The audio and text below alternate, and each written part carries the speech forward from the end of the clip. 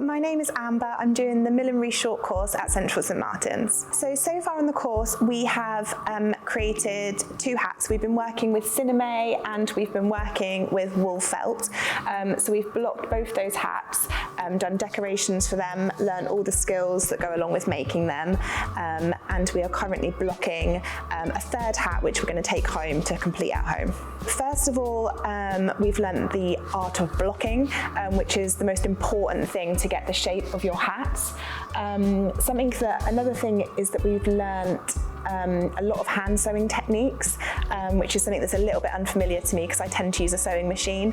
So it's been really good to learn all those really intricate skills.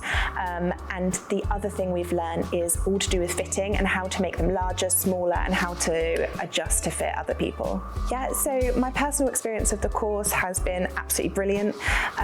The tutor's been fantastic. She's shared all her skills. She's been really happy to help us.